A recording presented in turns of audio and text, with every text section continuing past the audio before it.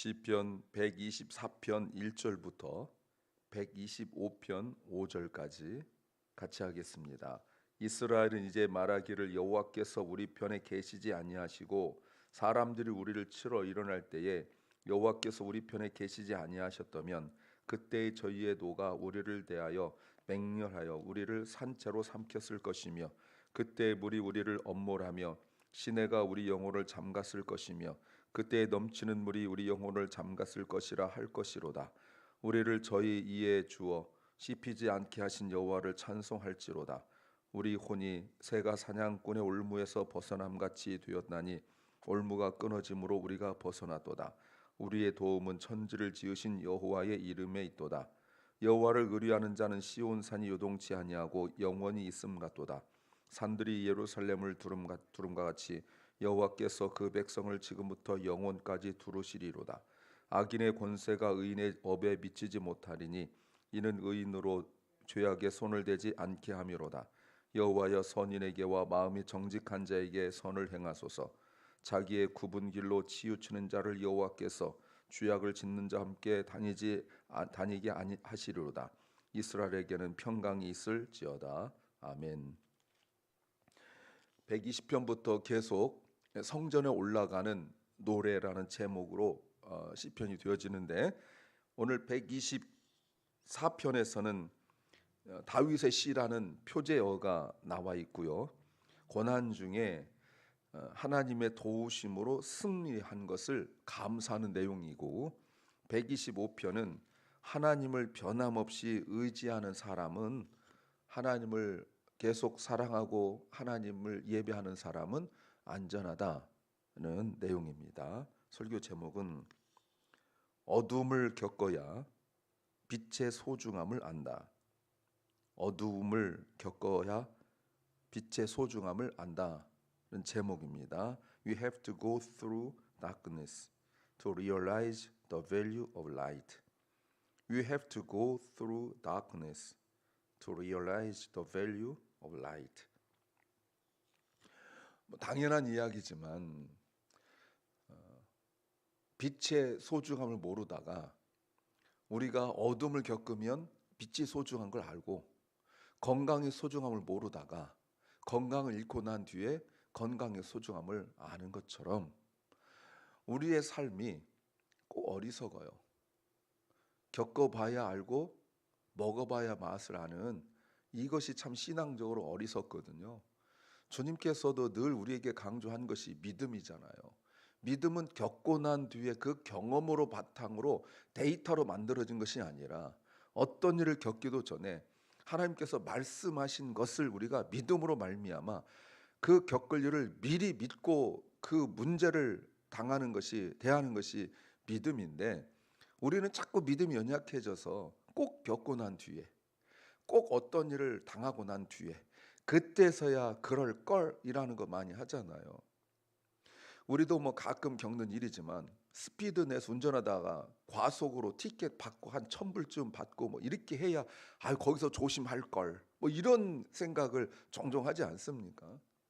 그때 조심할 걸, 그때 이렇게 할 걸, 저렇게 할 걸이라는 그 어리석음이 우리에게 있단 말이에요. 그럼에도 불구하고 그 어둠을 겪어봐야 우리가 그 빛의 소중함을 알고 또 어떤 상황들 속에서 원하지 않는 상황을 통과해 봐야 우리가 평범한 것이 얼마나 소중한 것인가를 알게 되는 거죠. 무엇을 알아야 될까요? 첫째는 가장 끔찍한 상황을 겪어봐야 아는 것이 있다. 가장 끔찍한 상황을 겪어봐야 아는 것이 있다. There are things we can only understand by going through the worst situations. There are things we can only understand by going through the worst situations. 성전 올라가면서 다윗이 무슨 이야기를 하냐면 124편이 그런 거예요. 만약에 이 만약에란 말을 합니다. 어떤 만약에 하냐면 1절에 여호와께서 우리 편에 계시지 아니하시고, 만약에 여호와께서 주님이 우리 편이 아니셨더라면 어떡할 뻔했냐.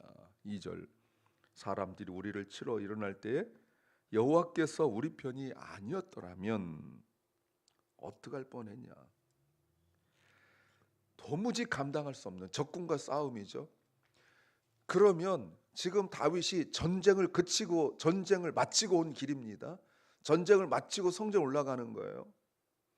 이때 깨닫는 게 뭐예요? 내 실력이 아니었다. 내 실력이 아니었구나. 그걸 깨달은 거예요. 여호와께서 내 편이었기 때문에, 우리 편이었기 때문에 이겼지, 만약에 여호와가 주님이 우리 편이 아니었더라면 와, 큰일 날 뻔했네. 이걸 언제 깨달았어요? 성전에 올라가면서 예배 오면서 깨달았다는 거예요. 우리도 사회생활 다 내 힘으로 하는 걸로 착각하죠. 직장 생활이든 사업이든 다 내 힘으로 한다고 착각한다고요. 그때 머리를 써서 했고, 그때 이렇게 해서 했고, 저렇게 했었고, 하지만 우리가 하나님 앞에 나올 때 깨닫는 것이 하나님이 돕지 아니하셨더라면, 이거 아닙니까? 여러분, 여기서 나온 게 뭐죠? 이게 11조 정신이잖아요. 아브라함이 조카 롯을 구하러 사병을 데리고 여러분 그 5개 연합국을 치러 가지 않습니까? 말이나 됩니까 이게? 5개 연합국이 와가지고 소돔과 고모라를 공격하고 막 이럴 때 집에서 키운 그 300여 명의 사병을 데리고 공격을 했는데 이길 수 있냐고요. 근데 이겼단 말이에요. 그리고 사람들이 막 요즘 그 퍼레이드 하듯이 쫙 서 있는데 거기를 아브라함이 차고 오잖아요. 누가 한 줄 알았어요? 내가 한 줄 알았잖아요. 내가 한 줄 알았잖아요. 그때 하나님이 보내신 살렘 왕, 이게 네 힘인 줄 아느냐? 하나님이 도우셨다. 그 말을 듣고 놀래가지고 어떻게 했어요? 10의 1조를 드렸잖아요. 그게 11조의 시작이에요. 하나님이 돕지 아니하시면 내가 아무것도 할 수 없구나. 오늘 다윗이 성전 올라가면서 그걸 해결한 거, 그걸 깨닫게 된 거죠. 여호와의 도우심. 그러면서 뭐라고 말해요? 1절, 이스라엘은 이제 말하기를. 너무너무 중요한 거죠. 이스라엘은 이제 말하기를. 무슨 말이에요? 입으로 시인하라는 거예요. 다윗이 왕으로서 사람들에게 이걸 입으로 시인하라는 거예요. 고백하라는 거예요. 인정하라는 거예요. 만일 하나님이 돕지 아니하셨더라면 어떨 뻔했느냐, 이 정신을 가지고 예배당에 나와야 된다는 거예요. 당연히 나온 줄 생각하지 말고, 내가 마음 먹으면 나온다고 생각하지 말고, 나올 수 없는 존재예요. 그래서 우리가 예배당에 다 와서 하나님 앞에 드릴 기도가 뭐예요? 여기까지 올 수 있도록 하나님이 나를 도우셨습니다. 이 고백이 나와야 된다는 거 아니에요? 뭐 당연하듯이 그런 생각하지 말라는 거예요. 그래서 가장 끔찍한 경우를 생각해 보라는 거예요. 그때 하나님이 나를 도우시지 않았더라면 나는 나오지 못했다는 거예요. 자, 지금 적군이 공격하고 싸우고 있습니다. 2절에 어느 정도예요? 3절, 저희의 노가, 적군의 그 분노가 우리를 맹렬히를 산채로 삼킬 정도였고, 그리고 4절, 그때 물이 우리를 다, 홍수가 우리를 쓰나미처럼 쓸어갈 정도였고, 5절, 그때 넘치는 물이 우리 영혼을 덮을 정도였다라고 말합니다. 문제가 이렇게 온다는 거예요. 싸움이 이렇다는 거예요. 그런데 이겼다는 거예요. 그런데 넉넉하게 이긴 것도 아니에요. 6절, 우리를 저희 이빨에서 씹히지 않도록 하셨다는 거예요. 7절, 새가 사냥꾼의 올무에서 잡혔다가 벗어난 것 같이. 그러니까 뻔하게 당연하게 풀려난 것이 아니라, 이긴 것이 아니라는 거예요. 그냥 거의 죽을 뻔했는데, 아니 죽었다고 생각해도 과언이 아닌데, 이건 죽었구나. 다윗조차도 이제는 혼까지 덮었다고, 물이 혼까지 덮었다고 말하고 있잖아요. 맹렬한 분노의 불이 자기를 에워싸서 공격하고 있다고 하잖아요. 어떻게 이겨요? 그런데 알 수 없는 신비함으로 이겼다는 거예요. 여기에서 6절에 그 짐승의 이빨에서 끄집어냈다는 말은 다윗이 한 말이죠. 다윗이 골리앗과 싸울 때 사울한테 한 말이잖아요. 내 양이 곰이 물어가고 이러면 내가 가서 그 이빨 사이에 있는 거라도 내가 끄집어냈습니다. 그 얘기거든요. 그러니까 다윗이 그걸 경험했던 얘기를 또 하고 있는 거예요. 그러면서 8절 미래에 대한 소망이 생기는 것이 우리의 도움은 천지를 지으신 여호와의 이름이 있다. 여러분 이 말이 뭐죠? 장래 앞으로도 고난이 없을 수는 없습니다. 있는데 믿음이 생기는 게 뭐냐면 어떤 고난이 와도 맹렬히 타는 분노의 불 같은 아니면 쓰나미 같은 그런 어려움이 생겨도 하나님은 나를 도우실 거라는 거예요. 그 하나님 이름이 뭡니까? 그 하나님의 이름이 천지를 지으신 여호와 이름이 뭐예요? 그게 엘로힘이에요. 엘로힘. 천지를 지으신 그분. 여러분 지금 이 하나님을 다시 한번 생생하게 경험했다는 거 아닙니까? 언제요? 가장 끔찍한 일을 겪으면서 알게 되는 거예요. 그 전에 예배 안 드렸겠습니까? 다 드렸죠. 그 전에는 하나님께 찬양 안 했겠습니까? 했겠죠. 그런데 가장 끔찍한 상황, 이거는 죽을 수도 있겠다, 어쩌면 죽을지 몰라, 힘들어서 이런 정도가 아니라 진짜 이거는 정말 죽는 것밖에 없는 단 하나의 순서밖에 없는 그 상황에서 하나님께서 기가 막힌 방법으로, 어떤 방법인지 말하지 않습니다. 건짐받고 난 뒤에 내 실력을 뛰어넘는 그런 일을 하나님의 도우심을 받고 난 뒤에 부르는 찬양이에요. 우리가 예배를 나올 때 이 마음이어야 합니다. 두 번째는 평범한 것이 특별해진다. 평범한 것이 특별해진다. What is ordinary becomes special. What is ordinary becomes special. 오늘 125편 1절에 여호와를 의뢰하는 자는 시온산이 요동치 아니하고 영원히 있음 같도다. 산들이 2절 산들이 예루살렘을 두름같이 여호와께서 그 백성을 지금부터 영원까지 두르시리로다. 성전 올라가면서 새삼스럽게 예루살렘 성전이 이렇게 위에 있잖아요. 거기를 걸어 올라가면서 뭘 보고 있냐면 시온산을 보고 있어요. 이거는 시온산이 이번 주에 생긴 게 아니에요. 원래 있었던 거예요. 원래. 그런데 지금 새삼스럽게 깨닫는 거예요. 어떤 모습이에요? 아름다운 모습입니까? 아니죠. 흔들리지 않는 모습. 이걸 보고 깨달은 거예요. 그러면 산이 흔들리지 않지, 산이 흔들리겠습니까? 은혜 못 받으니까 그런 소리 하는 거예요. 은혜를 받고 나니까 시온산이 흔들림 없이 우리 신앙인들은 저래야 되겠구나. 무슨 일만 있으면 바람 앞에 있는 등불처럼 갈대처럼 이리저리 흔들리고 요란 법석을 떨고 내 기분과 감정에 따라 내 상황과 문제에 따라 이랬다 저랬다 이러지 않는다는 것을 시온산을 보면서 너무나 당연한 것을 깨닫고 있는 거예요. 그래서 그냥 산이 아니라 시온산이에요. 그런데 여호와를 의뢰하는 사람이 시온산과 같다라고 말하죠.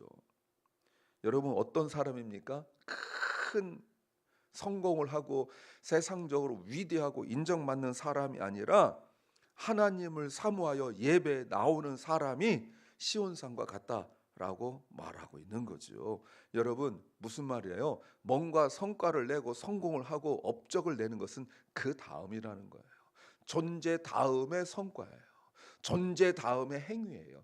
우리 하나님이 우리를 보실 때도 존재 다음의 행위지 행위 다음의 존재가 아니에요. 야, 너는 성공했으니까 내가 너를 자녀 삼을게. 아, 너는 뛰어난 업적을 이루었으니까 내가 세상적으로 네가 뭔가 큰일 했으니까 내가 너 자녀 삼을게 하지 아니하시고, 우리가 뭔가 이뤄내기도 전에, 창세 전에 우리를 선택하시고 우리를 자녀 삼아 주셨다는 거 아니겠습니까? 한 배에 두 쌍둥이가 있었죠. 그런데 하나님께서 그들이 뭔가 하기도 전에 야곱을 선택하셨단 말이에요. 이게 바로 선택 예정 아니겠습니까? 이게 구원이잖아요. 그런데 그걸 언제 깨달았어요? 예배하러 올라가면서 깨닫게 된 거예요. 성전에 오는 사람이 하나님을 믿고 의뢰하는 거 당연하지 않습니까? 그런데 당연하지 않은 것이 있다는 거예요. 그게 뭡니까? 예배드리러 오는 거죠. 예배드리러 오면서 시온사를 본 거예요. 그러면서 깨닫는 게 뭐죠? 아, 믿는 사람은 저래야 되는구나. 하나님을 예배하는 사람은 저래야 되는구나. 그 많은 시련과 어려움이 있지만 그러나 변함없이 산처럼 신앙생활 해야 되는구나를 깨닫게 된 거예요. 그러면서 2절에서 산들이 예루살렘을 둘러싸고 있는 걸 보았죠. 뭐 헬몬산 뭐 이런 거 산 있지 않습니까? 둘러싸고 있는 거예요. 그것도 이번 주나 지난주 며칠 전에 생긴 것이 아니에요. 원래 그렇게 있었어요. 원래. 그런데 그 모습 보고 깨닫는 것이 무엇이냐면 하나님이 이렇게 보호하시는구나. 여기서 두른다는 말이 한 번 쓰인 것이 있어요. 욥기 1장 2장에 쓰였어요. 사탄이 하나님한테, 하나님이 욥을 두르시니까, 그러니까 하나님 믿죠 라고 시비 걸 때, 참소할 때 그때 했던 말이 그거예요. 이걸 깨닫는 거예요. 그 산들이 옛날부터 있었어요. 그런데 새삼스럽게 주변 산을 보면서 깨닫고 있는 거죠. 어떻게 보호하세요? 3절, 악인의 권세가 의인의 업에 비치지 못하리니 이는 의인으로 죄악의 손을 대지 않게 한다.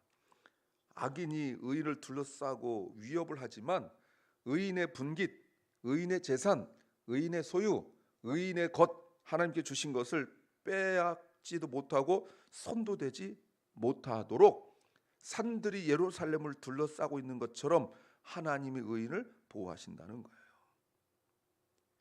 그래서 흔들림 없이 여호와를 의뢰, 1절 의뢰한다는 게 뭡니까? 흔들림 없이 온전히 맡긴다는 거죠.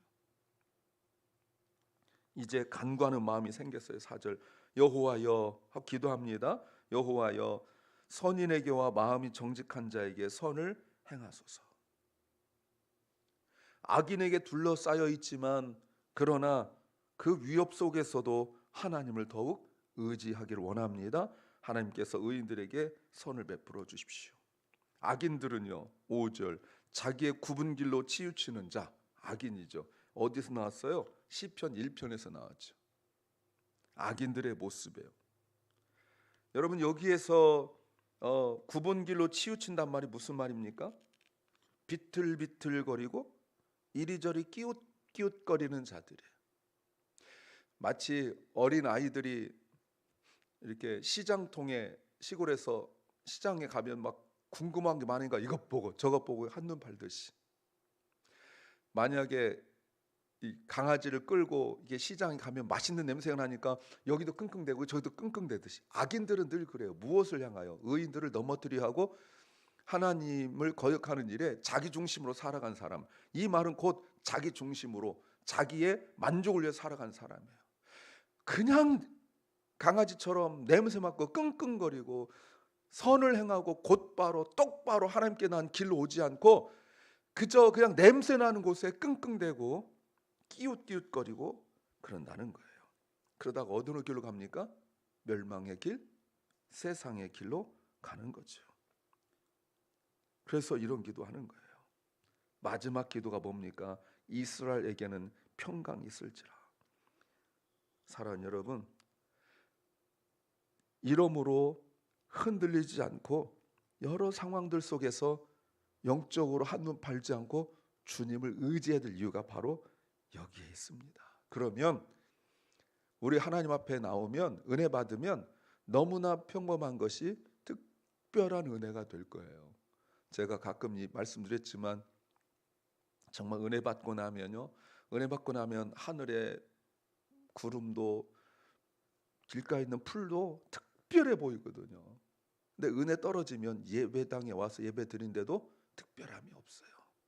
상황과 환경과 여건이 아니라고요. 그 고난 속에서도 찬송할 수 있는 사람이 있어요. 왜? 너무나 감사하니까. 그런데 남들 볼 때 불우한 인생인데도 불평한 사람이 있어요. 심지어 예배당에서조차 말이죠.